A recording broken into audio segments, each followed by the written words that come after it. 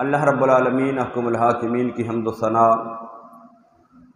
اور لامحدود درود پاک آقا نامدار حضور مدنی تاجدار شفیع روز شمار احمد مختار حبیب پروردگار جناب محمد مصطفیٰ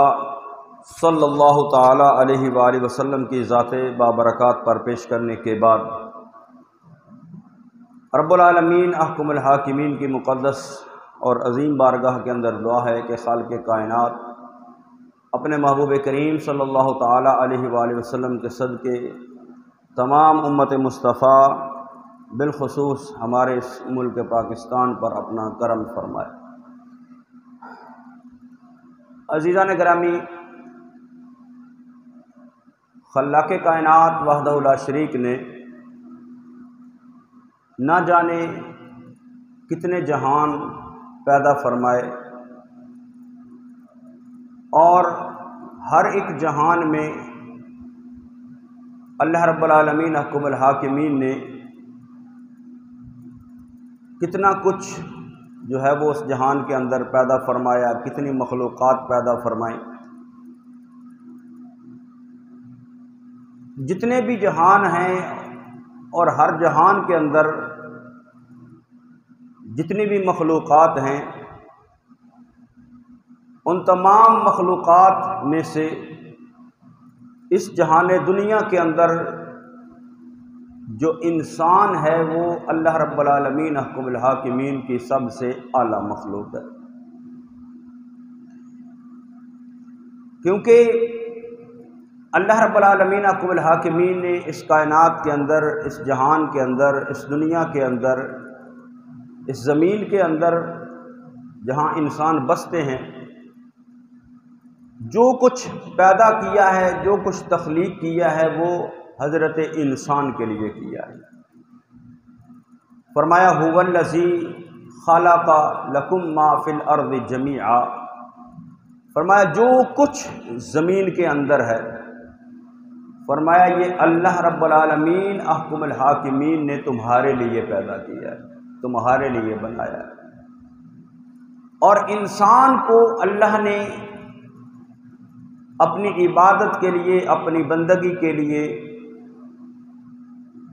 اور اس رب کی مرضی کے مطابق زندگی بسر کرنے کے لیے پیدا کیا ہے۔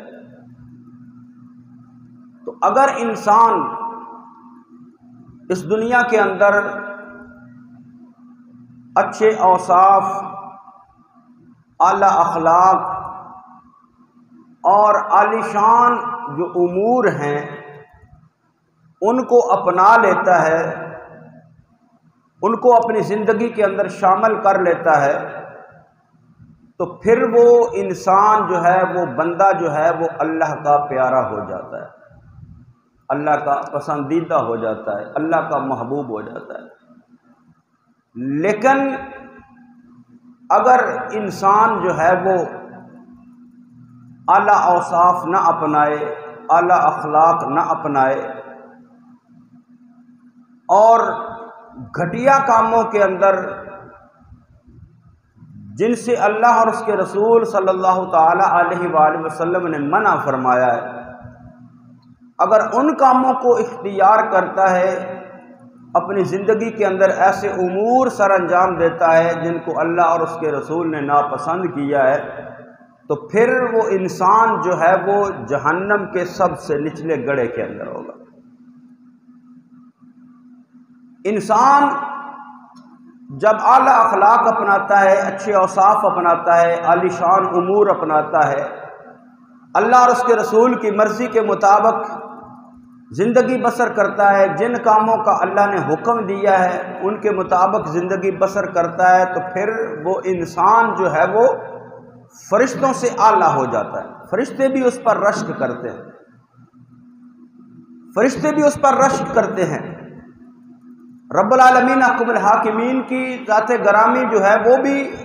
اپنے اس بندے پر رشک کرتی ہے فرشتوں کے سامنے کہ دیکھو میرا بندہ کس طرح کی زندگی بسر کر رہا ہے۔ تو کسی نے کہا نا، فرشتوں سے بہتر ہے انسان بننا، فرشتوں سے بہتر ہے انسان بننا، مگر اس میں لگتی ہے محنت زیادہ۔ کیونکہ فرشتوں کے اندر اللہ رب العالمین حکم الحاکمین نے صرف نیکی کا جذبہ، اطاعت کا جذبہ، فرما برداری کا جذبہ رکھا ہے۔ ان کے اندر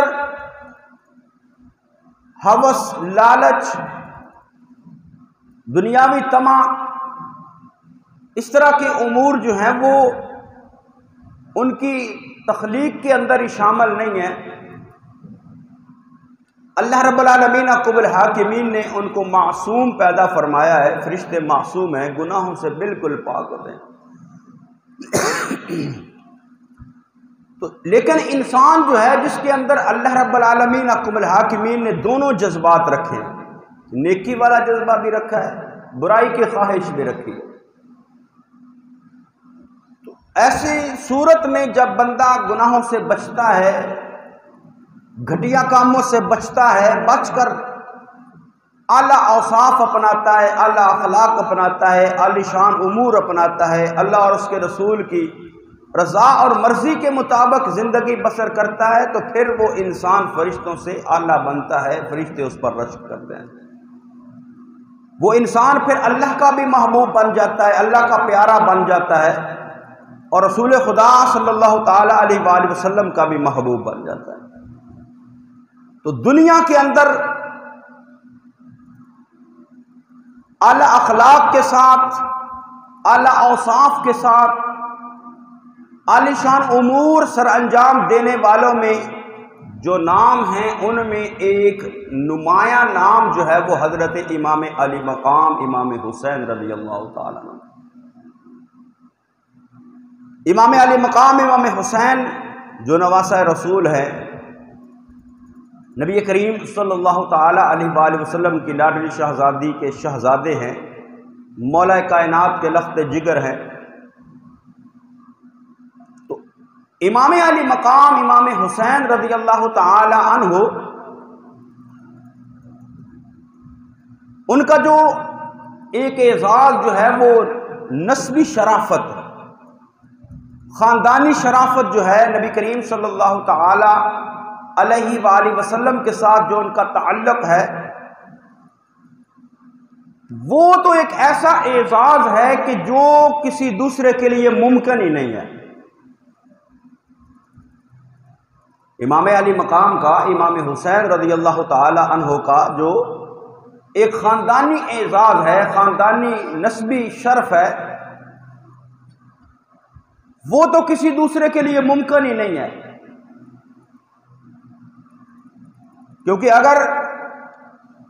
نسبی اعتبار سے اگر کوئی امام حسین جیسا ہونے کا دعویٰ کرے تو وہ کسی طرح بھی ہو نہیں سکتا، کیونکہ امام حسین وہ ہیں جن کا نانا امام الانبیاء ہے۔ تو نبی کریم صلی اللہ تعالی علیہ وآلہ وسلم کے نواسے امام علی مقام امام حسین رضی اللہ تعالی عنہ 4 ہجری 5 شعبان المعظم آپ کی ولادت ہوتی ہے۔ نبی کریم صلی اللہ تعالی علیہ وآلہ وسلم گھٹی عطا فرماتے ہیں۔ نبی کریم صلی اللہ تعالی علیہ وآلہ وسلم دائیں کان میں اذان، بائیں کان میں اقامت، 7ویں روز عقیقہ کیا جاتا ہے، بالوں کے برابر وزن جو ہے وہ چاندی صدقہ کی جاتی ہے۔ اور نبی کریم صلی اللہ تعالی علیہ وآلہ وسلم کے ساتھ ایک تو تعلق جو نسبی اعتبار سے تھا، جو خاندان کے اعتبار سے تھا، کیونکہ نبی کریم صلی اللہ تعالی علیہ وآلہ وسلم کا جو خاندان ہے وہ تمام خاندانوں سے اعلیٰ ہے۔ آپ کا قبیلہ تمام قبیلوں سے اعلیٰ، آپ کا گھر جو ہے وہ تمام گھروں سے اعلیٰ ہے، کیونکہ نبی کریم صلی اللہ تعالی علیہ وسلم نے ارشاد فرمایا کہ اللہ نے جب مخلوقات کو بنایا، بہتر مخلوق کے اندر مجھے رکھا، پھر خاندان اور قبیلے بنائے، بہتر خاندان اور قبیلے کے اندر مجھے رکھا، پھر جب ان کی آگے شاخیں بنائیں، بہتر شاخ کے اندر مجھے رکھا، پھر خاندان بنائے تو بہتر خاندان کے اندر مجھے رکھا، اور گھروں کے اندر سب سے جو بہتر گھر ہے وہ رسول اللہ صلی اللہ تعالی علیہ وآلہ وسلم کا۔ نبی کریم صلی اللہ تعالی علیہ وآلہ وسلم کہ اس خاندان کے اندر اہل بیت مصطفیٰ صلی اللہ تعالی علیہ وآلہ وسلم کا فرد ہونا یہ ایک بہت بڑا اعزاز تھا جو رسول خدا صلی اللہ تعالی علیہ وآلہ وسلم کے پیارے نواسے امام علی مقام امام حسین رضی اللہ تعالی عنہ کو میسر آیا۔ اور پھر صرف خاندانی اعزاز ہی نہیں، خاندانی اور نسبی شرافت ہی نہیں، پھر رسول خدا صلی اللہ تعالی علیہ وآلہ وسلم کی گود جو ہے وہ تربیت گاہ بنی امام علی مقام امام حسین رضی اللہ تعالیٰ عنہ کی۔ نبی کریم صلی اللہ تعالی علیہ وآلہ وسلم کی تربیت کے زیر اثر امام علی مقام امام حسین رضی اللہ تعالی عنہ نے 7 سال گزارے۔ آقا دو جہاں صلی اللہ تعالی علیہ وآلہ وسلم ان کے ساتھ محبت فرماتے، نبی کریم صلی اللہ تعالی علیہ وآلہ وسلم کی گود میں امام علی مقام جو تھے وہ کھیلتے، نبی کریم صلی اللہ علیہ وسلم ان کے ساتھ پیار فرماتے۔ تو جو اعلیٰ اوصاف ہیں ان کے اندر پہلی چیز خاندانی شرافت، نسبی اعتبار سے اعلیٰ ہونا، یہ بھی امام علی مقام امام حسین کو حاصل ہے۔ اور پھر نبی کریم صلی اللہ تعالی علیہ وآلہ وسلم سے، سیدہ کائنات سے اور مولا کائنات سے تربیت جو تھی وہ انہوں نے حاصل کی۔ اور پھر نبی کریم صلی اللہ تعالی علیہ وآلہ وسلم کا جب وصال ظاہری ہوا، آپ نے اس دنیا سے پردہ فرمایا، تو پھر صحابہ کرام رضوان اللہ تعالی مجمعین، خلفائے راشدین، وہ بھی امام علی مقام کے ساتھ اسی طرح محبت جو تھے وہ کرتے رہے جس طرح رسول خدا صلی اللہ تعالی علیہ وآلہ وسلم ان سے محبت فرماتے رہے۔ اور نبی کریم صلی اللہ تعالی علیہ وآلہ وسلم کی محبت کا انداز کیا تھا؟ نبی کریم صلی اللہ تعالی علیہ وآلہ وسلم کے صحابی حضرت سیدنا یعلا بن مرہ رضی اللہ تعالی عنہ وہ بیان کرتے ہیں کہ ہم رسول خدا صلی اللہ تعالی علیہ وآلہ وسلم کے ساتھ ایک دعوت سے واپس آ رہے تھے۔ کسی صحابہ نے دعوت کی، نبی کریم صلی اللہ تعالی علیہ وآلہ وسلم اپنے غلاموں کے ساتھ اس دعوت پر گئے اور دعوت سے واپس آ رہے تھے تو حضرت یعلا بن مرہ بیان کرتے ہیں کہ نبی کریم صلی اللہ تعالی علیہ وآلہ وسلم نے دیکھا کہ امام علی مقام امام حسین کا بچپن ہے اور آپ جو ہے وہ بچوں کے ساتھ کھیل رہے۔ جب نبی کریم صلی اللہ تعالی علیہ وآلہ وسلم نے امام علی مقام کو دیکھا، سیدنا حضرت امام حسین کو دیکھا، تو نبی کریم صلی اللہ تعالی علیہ وآلہ وسلم جو ہے وہ اپنے صحابہ سے الگ ہو کر اپنے نواسے کی طرف بڑھے، دونوں ہاتھوں کو پھیلا کر جو ہے وہ امام علی مقام کی طرف دونوں ہاتھ پھیلا دیے۔ جب دونوں ہاتھ پھیلائے تو حضرت امام حسین کا بچپن ہے، تو امام علی مقام نبی کریم صلی اللہ تعالی علیہ وآلہ وسلم کی طرف آتے آتے کبھی دائیں مڑ جاتے کبھی بائیں مڑ جاتے، جس طرح بچوں کا انداز ہوتا ہے محبت کا، پیار کا۔ تو آقا کریم صلی اللہ تعالی علیہ وآلہ وسلم ان کے پیچھے پیچھے اور حضرت امام علی مقام مسکراتے جاتے تو نبی کریم صلی اللہ تعالی علیہ وآلہ وسلم بھی مسکراتے جاتے۔ آخر میں نبی کریم صلی اللہ تعالی علیہ وآلہ وسلم نے حضرت امام علی مقام کو پکڑا، اپنی گود میں لیا، تو حضرت یعلا بن مرہ رضی اللہ تعالی عنہ صحابی رسول بیان کرتے ہیں کہ نبی کریم صلی اللہ تعالی علیہ وآلہ وسلم نے اپنا ایک دست مبارک حضرت امام حسین کی ٹھوڑی کے نیچے رکھا اور دوسرا جو ہے وہ نبی کریم صلی اللہ تعالی علیہ وآلہ وسلم نے سر کے پیچھے کی طرف رکھا۔ اس طرح دونوں ہاتھ رکھ کر نبی کریم صلی اللہ تعالی علیہ وآلہ وسلم نے حضرت امام حسین کا بوسہ لیا، فقبلہا، بوسہ لیا، چوما چہرے کو، اور نبی کریم صلی اللہ تعالی علیہ وآلہ وسلم نے فرمایا حسین منی وانا من حسین، فرمایا میرے صحابہ یہ حسین مجھ سے ہے اور میں حسین سے ہوں۔ اور آگے نبی کریم صلی اللہ تعالی علیہ وآلہ وسلم نے فرمایا احب اللہ من احب حسینہ، فرمایا یہ حسین ہے، یہ مجھ سے ہے، میں اس سے ہوں، میں اس سے محبت کرتا ہوں، اور احب اللہ من احب حسینہ، فرمایا اللہ اس سے محبت کرتا ہے جو میرے حسین سے محبت کرتا ہے۔ اور آگے فرمایا حسین سبت من الاسباط، فرمایا حسین میرا نواسا ہے اور اس سے میری اولاد چلے گی۔ سبت، سبت کہتے ہیں درخت کو جس کی ایک جڑ اور شاخیں زیادہ ہوں، جڑ ایک ہو اور اس کے اوپر شاخیں زیادہ ہوں۔ فرمایا سبتم من الاسباط، فرمایا یہ میرا نواسا ہے، میرا سبت ہے اور اس سے جو ہے وہ میری اولاد چلے گی۔ آج دنیا کے اندر جو ہے وہ حضرت امام علی مقام امام حسین رضی اللہ تعالی عنہ کی اولاد جو ہے وہ زیادہ تعداد کے اندر ہے۔ حضرت امام حسن کی اولاد بھی موجود ہے۔ کربلا کے میدان کے اندر جو ہے وہ ہمیں اکثریت جو ہے وہ یہی بتایا جاتا ہے کہ حضرت امام علی مقام کے شہزادے امام زین العابدین صرف جو ہے وہ کربلا سے واپس آئے، اور خاندان کا کوئی جو ہے فرد، کوئی مرد جو ہے وہ بچ کر واپس نہیں آیا۔ حالانکہ یہ جو ہے وہ ہمارے ذہنوں کے اندر یہ بات صرف بٹھائی گئی ہے کہ حضرت امام حسین کی اولاد جو ہے وہ صرف حضرت امام زین العابدین بچ کر آئے ہیں، لیکن در حقیقت حضرت امام حسن کی جو اولاد تھی ان میں سے حضرت امام حسن مثنیٰ وہ بھی کربلا کے اندر موجود تھے، اور وہ بھی جو ہے وہ بچ کر واپس آئے تھے وہاں سے۔ تو حضرت امام حسن کی اولاد میں سے حسن مثنیٰ جو تھے ان کی اولاد جو ہے وہ آگے چلی جو حضرت امام حسن کی اولاد تھی، اور حضرت امام حسین کی اولاد جو ہے وہ حضرت امام زین العابدین کی نسل سے چلی۔ تو آج دنیا کے اندر حسنی سید بھی موجود ہے اور حسینی سید بھی موجود ہے۔ جو حضرت امام حسن کی اولاد سے ہیں، وہ جو حسن مثنیٰ کی اولاد سے ہیں ان کو حسنی سید کہا جاتا ہے، اور جو حضرت امام حسین کی اولاد سے ہیں ان کو حسینی سید کہا جاتا ہے۔ اور کچھ سادات ایسے بھی ہیں جو حضرت امام حسن کی اولاد سے بھی ہیں اور امام حسین کی اولاد سے بھی ہیں، ان کو حسنی اور حسینی سید کہا جاتا ہے۔ لیکن زیادہ جو اولاد ہے وہ حضرت امام حسین رضی اللہ تعالیٰ عنہ کی دنیا کے اندر موجود ہے، اور یہ نبی کریم صلی اللہ تعالیٰ علیہ وسلم کے فرمان کے مطابق ہے۔ فرمایا حسین سبتم من الاسباط، فرمایا حسین میرا سبت ہے اور اس سے میری جو ہے وہ اولاد، اس سے میری اسباط جو ہے وہ آگے نسل چلے گی۔ تو امام علی مقام کے ساتھ محبت کرنا، فرمایا اللہ بھی اس سے محبت کرتا ہے جو امام علی مقام امام حسین سے محبت کرتا ہے۔ تو امام حسین سے محبت کا تقاضا اور انداز جو ہے وہ امام علی مقام نے فرمایا جو شخص دنیاوی مفاد کے لیے ہمارے ساتھ محبت کا دعویٰ کرتا ہے تو وہ در حقیقت اپنے اس دعوے کے اندر سچا نہیں،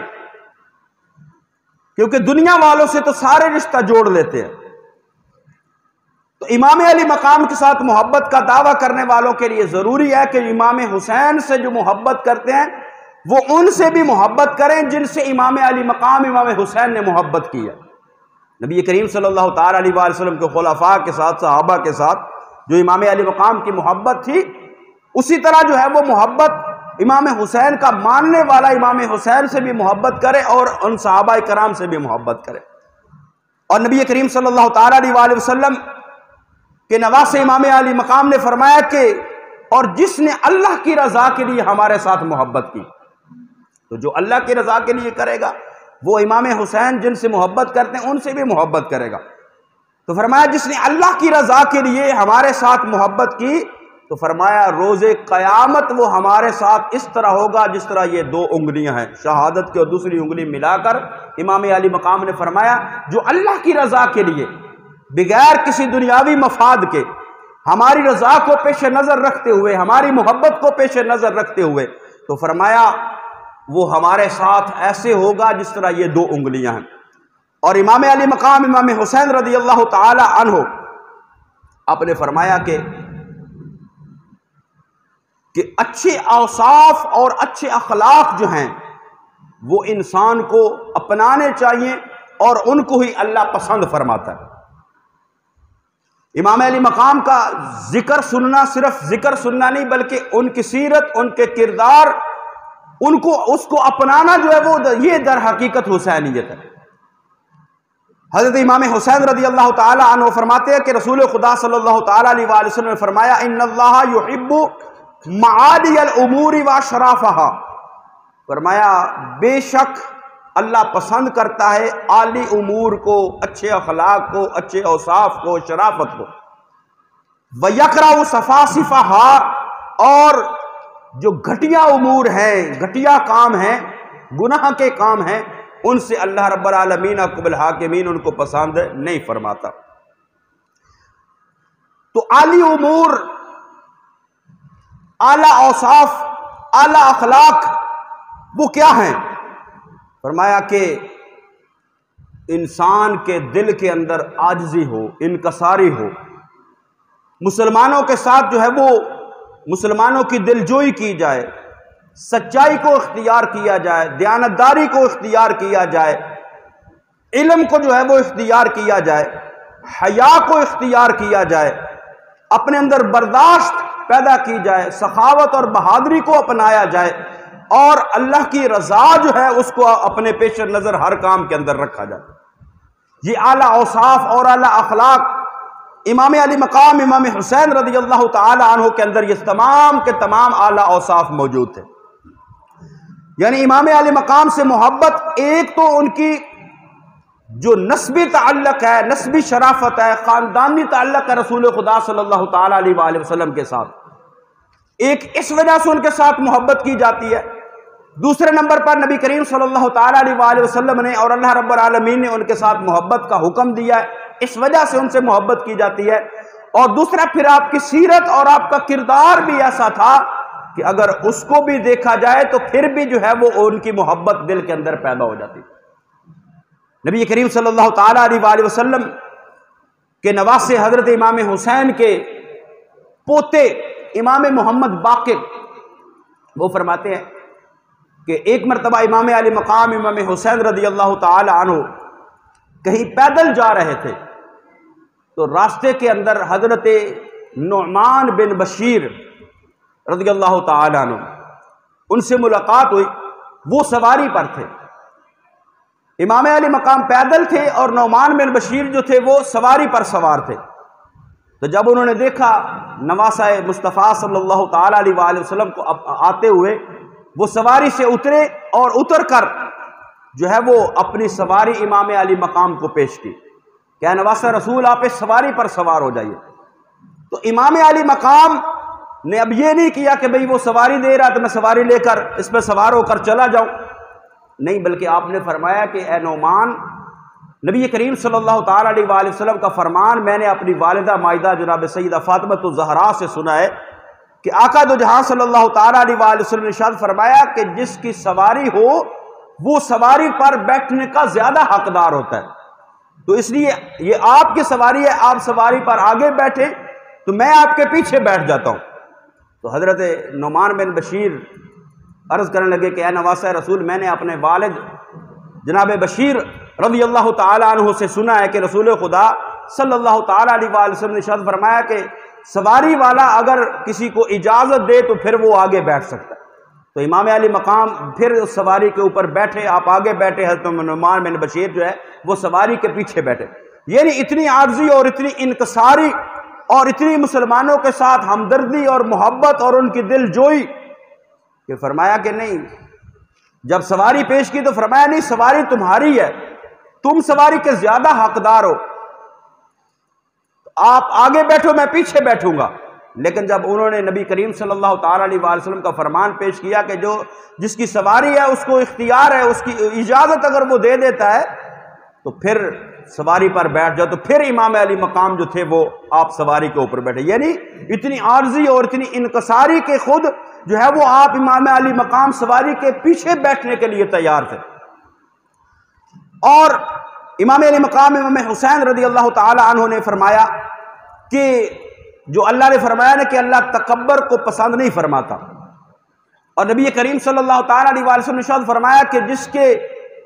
دل کے اندر ایک رائی کے دانے کے برابر بھی تکبر ہوگا وہ جنت کے اندر داخل نہیں ہو سکتا۔ تو تکبر ایک ایسی بیماری ہے کہ جس کے دل کے اندر پیدا ہو جائے تو تکبر جو ہے وہ اس بندے کا دنیا کے اندر بھی نقصان کر دیتا ہے اور آخرت کے اندر بھی نقصان کر دیتا ہے۔ تو تکبر جو ہے وہ عالی شان امور کے اندر شامل نہیں، وہ گھٹیا امور کے اندر شامل ہے جن کو اللہ اور اس کے رسول صلی اللہ علیہ وسلم نے ناپسند فرمایا۔ تو امام علی مقام امام حسین رضی اللہ تعالی عنہ فرماتے ہیں کہ رسول خدا صلی اللہ تعالی علیہ وآلہ وسلم نے کی بارگاہ میں عرض کیا گیا، یا رسول اللہ صلی اللہ تعالی علیہ وآلہ وسلم، جو تکبر ہے وہ کیا اچھا لباس پہننے کا نام تکبر ہے؟ تو نبی کریم صلی اللہ تعالی علیہ وآلہ وسلم نے فرمایا اچھا لباس پہننے کا نام تکبر نہیں۔ یہ نہیں کہ بندہ کو اچھا، اگر اس کے پاس دولت ہے، اس کے پاس جو ہے وہ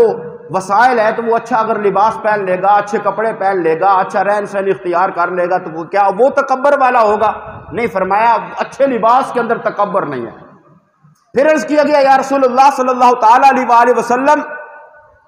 کیا اچھی سواری پر سوار ہونا اس کا نام تکبر ہے؟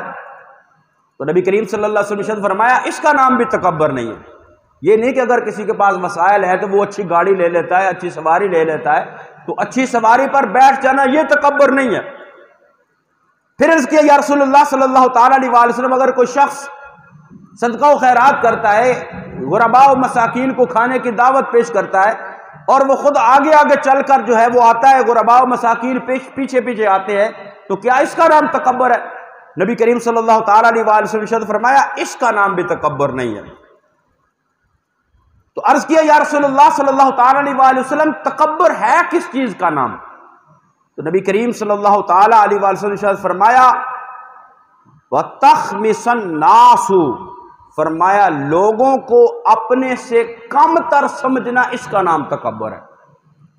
اگر بندے کے پاس وسائل ہیں، وہ اچھا لباس پہنتا ہے، لیکن اس کے باوجود وہ غرباء سے محبت کرتا ہے، غریبوں سے پیار کرتا ہے، مسکینوں سے پیار کرتا ہے، اس کے پاس اچھی سواری ہے، اس کے باوجود وہ غرباء کے ساتھ محبت کرتا ہے، دوسرے لوگوں کو کم تر نہیں سمجھتا۔ جس طرح امام علی مقام امام حسین رضی اللہ تعالیٰ عنہ، آپ کی سیرت کے اندر یہ ملتا ہے کہ آپ جہاں غریب اور مسکین لوگ ہوتے تھے، اگر وہ کھانے کی دعوت دیتے تو آپ جو ہے وہ بلا جھجک ان کے ساتھ بیٹھ کر کھانا تناول فرما لیتے تھے۔ غرباء مساکین بیٹھے ہوئے تھے، امام علی مقام گزرے، انہوں نے عرض کیا نواسہ رسول ہمارے ساتھ بیٹھ کر کھانا کھائیے۔ تو امام علی مقام امام حسین رضی اللہ تعالیٰ عنہ نے یہ نہیں دیکھا کہ یہ غریب ہیں، مسکین ہیں، یہ ماڑے ہیں، یہ فقیر ہیں، آپ ان کے ساتھ جو ہے وہ بیٹھ کر کھانا کھانا شروع ہو گئے۔ تو تکبر اس چیز کا نام نہیں کہ اس کے پاس اچھا لباس ہے، اچھی سواری ہے، اچھا اس کا رہن سہن ہے، اچھا انداز ہے۔ تکبر اس چیز کا نام ہے کہ بندے کے پاس اگر دولت آ جائے، اگر اس کے اچھا لباس میسر آ جائے، اچھی سواری میسر آ جائے، اچھا رہن سہن اس کو میسر آ جائے، اور پھر اس کے دل میں دوسرے لوگوں کے لیے جو ہے وہ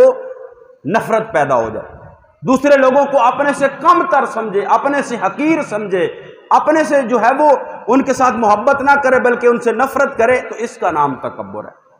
تو امام علی مقام امام حسین نے فرمایا تکبر سے اپنے آپ کو بچاؤ۔ اور نبی کریم صلی اللہ علیہ وسلم نے ارشاد فرمایا جس کے دل میں تکبر ہوگا، وہ رائی کے دانے کے برابر اگر تکبر آ گیا تو فرمایا وہ جنت کے اندر کسی صورت بھی داخل نہیں ہو سکتا۔ تو پھر آگے جو ہے وہ اللہ رب العالمین حکم الحاکمین کی رضا پر راضی ہونا، یعنی ہر عمل کے اندر، ہر زندگی کے کسی بھی شعبے کے اندر، زندگی کے کسی کی موڑ کے اوپر جب بھی اللہ کی طرف سے کوئی آزمائش آ جائے، کوئی پریشانی آ جائے، کوئی تکلیف آ جائے، تو اس کو اللہ کی رضا سمجھتے ہوئے صبر کے ساتھ جو ہے وہ اس کو گزارنا چاہیے۔ تو امام علی مقام کی سیرت سے ہمیں یہ ملتا ہے کہ کربلا کے اندر کتنی مصیبتیں آئیں، کتنی تکلیفیں آئیں، کتنی پریشانیاں آئیں، لیکن امام علی مقام نے رب کی رضا سمجھتے ہوئے ان کا مقابلہ کیا اور اس امتحان کو جو ہے وہ کامیابی کے ساتھ گزارا۔ حالانکہ امام علی مقام امام حسین رضی اللہ تعالیٰ عنہ نبی کریم صلی اللہ تعالیٰ علیہ وسلم کے نواسے، اگر آپ چاہتے تو میدان کربلا کا نقشہ بدل سکتا تھا، میدان کربلا کا منظر بدل سکتا تھا، میدان کربلا جو ہے وہ میدان کارزار جو تھا، امام علی مقام اگر وہاں پر اپنی اس طاقت کا مظاہرہ کرتے جو اللہ رب العالمین حکم الحاکمین نے آپ کو خاندانی طاقت، نسبی طاقت اور جو شرف عطا فرمایا ہوا ہے، تو پھر وہ میدان کربلا کا نقشہ بدل سکتا تھا۔ لیکن بچپن سے جو آپ کی تربیت تھی کہ اللہ کی رضا پر راضی رہنا ہے۔ میاں صاحب نے فرمایا نا، قوت ہونے زور نہیں لایا، بیٹھے من رضائیں، طاقت تھی، اختیار تھا، سب کچھ تھا، لیکن اس کے باوجود اللہ کی رضا پر راضی رہ کر جو ہے وہ میدان کربلا کے اندر اس امتحان کو جو ہے وہ پاس کیا۔ قوت ہونے زور نہیں لایا، بیٹھے من رضائیں، پانی باج پیاسے ٹر گئے دین دونی دسائیں۔ تو اللہ کی رضا پر راضی رہنا، اچھے اخلاق کو اپنانا، اچھے اوصاف کو اپنانا، غریبوں کے ساتھ محبت اور ہمدردی کرنا، یہ امام علی مقام کی سیرت جو ہے وہ ہمیں اس بات کا سبق دیتی ہے۔ تو ہم ان کے ذکر کے ساتھ جو ہے وہ ان کے کردار کو اپنائیں، جن باتوں کو انہوں نے پسند کیا ہے، جن کے ساتھ انہوں نے محبت کی ہے، ان کے ساتھ محبت کریں۔ تو پھر جو ہے وہ در حقیقت جو ہم نے حسینی مقصد کو سمجھا، ہم نے جب حسینی کردار کو اپنا لیا تو پھر ہماری دنیا بھی سنورے گی اور آخرت بھی سنور جائے گی۔ اللہ رب العالمین حق بالحاکمین مجھے اور آپ کو عمل کی توفیق نصیب فرمائے۔